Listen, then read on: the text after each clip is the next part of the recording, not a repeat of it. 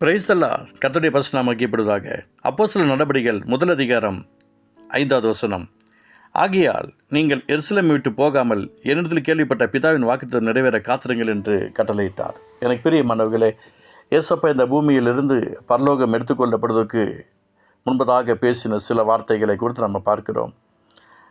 அவர் சிலுவிலிருந்து பேசின வார்த்தைகள் அநேக ஆசீர்வாதங்களை கொடுத்தது போலவே நம்முடைய வாழ்க்கையில் நன்மையானது இயேசப்பா இந்த பூமியில் நமக்கு என்னென்னலாம் சொல்லி கொடுத்துருக்கிறாரோ, இதெல்லாம் அற்புதம் செய்வேன், அதிசயம் செய்வேன், ஆஸ்வதிப்பேன் என்று சொல்லியிருக்கிறாரோ, அதிலெல்லாம் நமக்கு நடந்து வரணும், கடந்து வரணும், அற்புதமாய் வரணும் அப்படின்னு சொன்னால் அதுக்கு சில விஷயங்கள் நாம் கைக்கொள்ள வேண்டியதாக இருக்கிறது. காத்திருப்பது. எப்படி நம்ம காத்திருக்கணும்? நீங்கள் எருசலேமை விட்டு போகாமல் என்னிடத்தில் கேள்விப்பட்ட பிதாவின் வாக்குத்தத்தம் நிறைவேற காத்திருக்க வேண்டும். ஜெபத்தில் காத்திருக்க வேண்டும், துதியில் காத்திருக்க வேண்டும், உபவாசத்தில் காத்திருக்க வேண்டும், ஊழியத்தில் காத்திருக்க வேண்டும், சபையில் காத்திருக்க வேண்டும். இப்படி பல விஷயங்களை காத்திருக்க வேண்டியதாக இருக்கிறது. ஒவ்வொரு முறையும் அருமையான அந்த அன்னாள் தன்னுடைய கணவரோடு கூட வருவாங்க, போவாங்க. அதுக்கப்புறம் சபைக்கு வருவாங்க, அழுவாங்க, போவாங்க.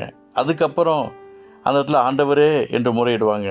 அதுக்கப்புறம் அந்த இடத்துல பார்த்திங்க அப்படின்னா ஆசாரியர்கிட்ட பார்க்குறாங்க.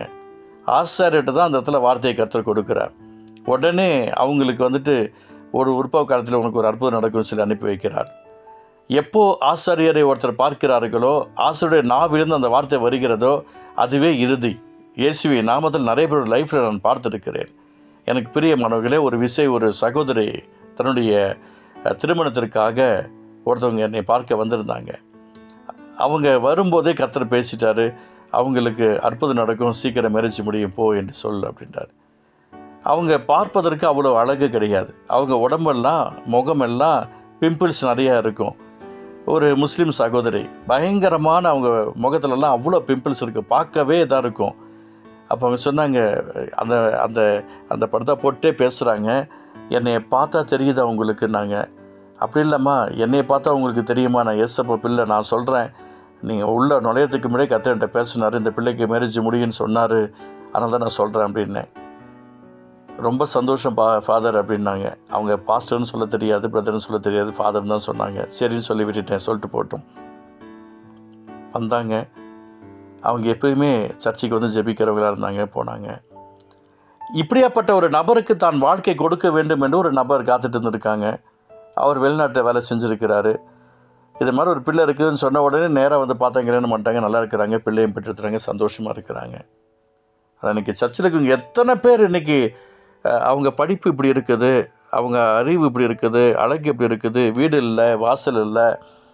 அடுத்தது அவங்க எந்த சர்ச்சுக்கு போகிறாங்க, ஏசப்பாட்ட இருக்கிறாங்களா இல்லையான்னு கேட்க மாட்டாங்க. எந்த சர்ச்சுக்கு போகிறாங்க, எவ்வளோ வசதி வாய்ப்பு இருக்குது, பேங்க் பேலன்ஸ் எவ்வளோ இருக்குது, கூட பிறந்தவங்க யார் இருக்காங்க, மாமியார் மாமனார் இருக்கிறாங்களா இல்லையா, பரவாயில்ல. இப்படி மற்றவர்களை கீழே தள்ளிட்டு தான் மேலே ஏறும் நினைக்கிற ஒரு கூட்டமாக தான் இருக்கிறார்கள். எனக்கு பிரியமானவர்களே, நீங்கள் எருசலேமை விட்டு போகாமல் பிதாவின் வாக்குத்தத்தம் நிறைவேற காத்திருங்கள் என்று கர்த்தர் சொல்லியிருக்கிறாரு.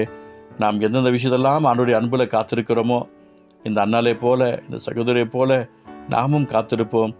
எதுக்கெல்லாம் நீங்கள் காத்திருக்கிறீர்களோ, இயேசுவின் நாமத்தில் நான் சொல்கிறேன், ஒருவேளை நீங்கள் தனிமையில் வீட்டில் ஜெபித்திருக்கலாம், வாய்ப்பு கிடச்சிச்சா நீங்கள் எந்த சர்ச்சைக்கு போகிறீங்களோ அங்கே போய் உட்காந்து ஜெபம் பண்ணுங்க. அங்கே எதுவும் பார்க்குறதீங்க, மன்றாடுங்க, ஆண்டவர்கிட்ட போய் உட்காருங்க, அற்புதம் செய்யுங்கப்பா, அதிசயம் செய்யுங்கப்பான்னு மன்றாடுங்க.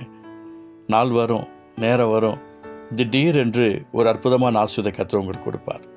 அன்பு தகப்பனே, இந்த வார்த்தையின் மூலமாக நீ உங்களுடைய பிள்ளைகளை ஆசீர்வதிப்பதற்கு ஸ்தோத்திரம்ப்பா.